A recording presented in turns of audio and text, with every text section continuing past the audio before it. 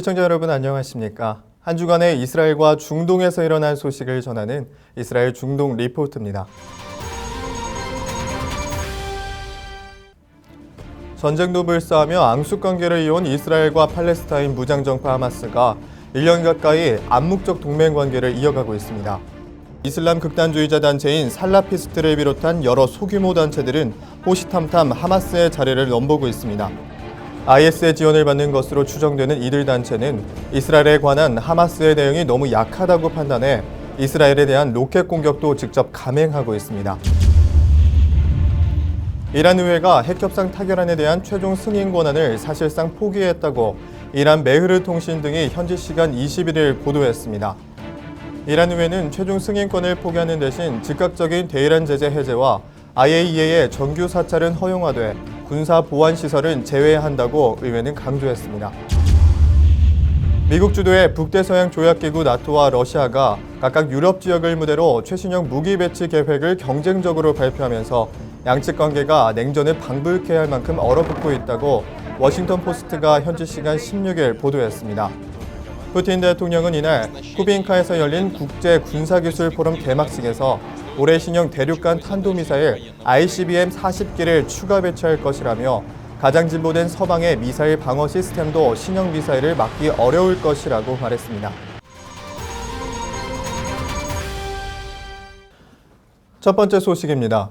전쟁도 불사하며 앙숙관계를 이어온 이스라엘과 팔레스타인 무장정파 하마스가 1년 가까이 암묵적 동맹관계를 이어가고 있습니다. 하마스는 전쟁으로 폐허가 된 가자 지구를 재건하는 와중에 순위파 무장조직 이슬람 국가를 끌어들여 세력 확장을 도모하는 일부 극단주의 단체들을 저지하느라 바쁩니다. 이스라엘도 이런 분위기에 호응하는 모양새입니다. 지난해 하마스와 이스라엘 간 교전으로 기반 시설이 파괴돼 가자지구 경제가 휘청거렸고 재건 작업이 더디게 진행되고 있으며 이에 이슬람 극단주의자 단체인 살라피스트를 비롯한 여러 소규모 단체들은 호시탐탐 하마스의 자리를 넘보고 있습니다. 이들 단체는 이스라엘에 대한 하마스의 대응이 너무 약하다고 비판해 이스라엘에 대한 로켓포 공격도 직접 감행하고 있습니다.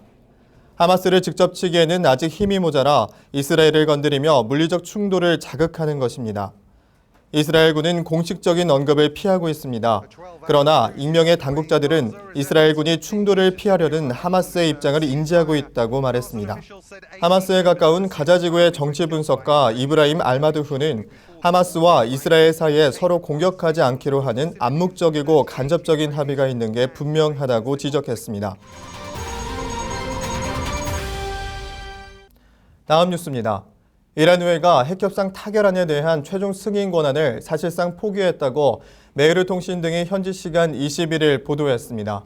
알리 라리자니 의회의장은 이란 정부가 주요 6개국과 핵협상을 타결해도 의회에 승인을 거쳐야 유효하다는 내용이 포함된 발의안을 수정하라고 의회 국가안보위원회에 지시했습니다.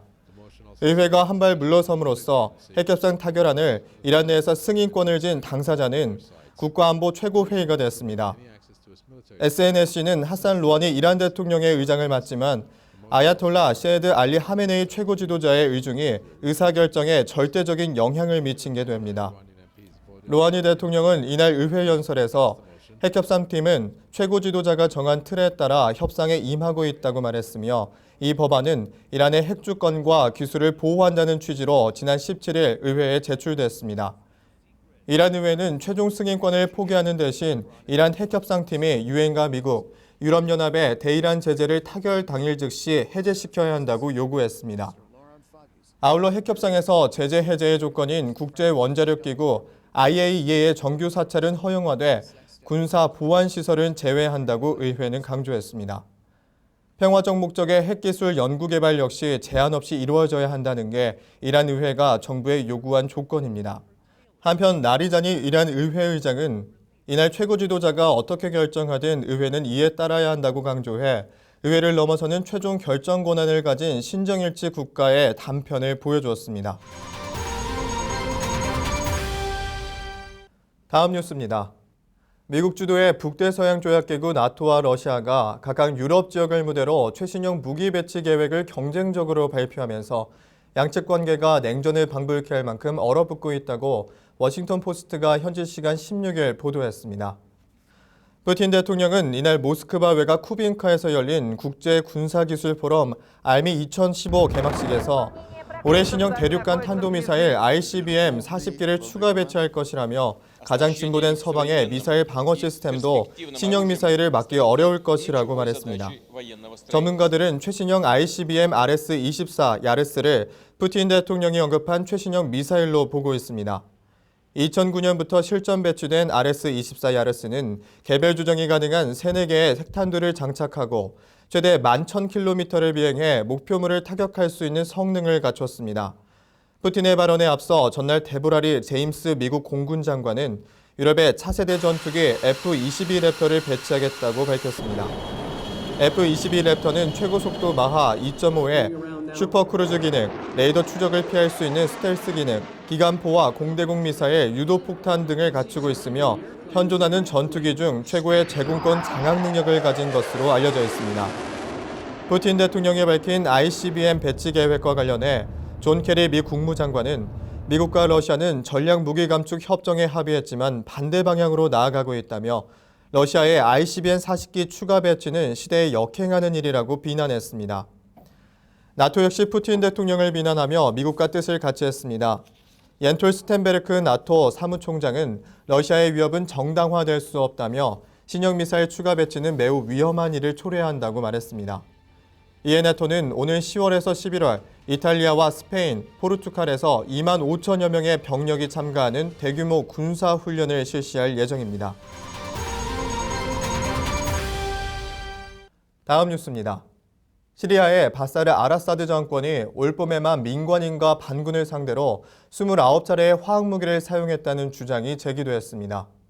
현지 시간 17일 미 일간 워싱턴 타임스에 따르면 에드 로이스 미 하원 외교위원장은 이날 오후 열릴 청문회에 앞서 공개한 발언 자료를 통해 이같이 밝혔습니다. 로이스 위원장은 시리아 정부의 화학무기 사용이 처음에는 간헐적이고 불규칙적이었으나 이제는 북동부 이들리브 지역의 중산층을 몰살할 목적으로 꾸준하고 끊임없이 사용되고 있다고 말했습니다. 그는 구체적으로 올봄 8주 동안에만 이들리브에서 29차례의 화학무기 공격이 있었다면서 대부분 염소가스가 담긴 통폭탄을 헬기에서 떨어뜨린 것이라고 설명했습니다.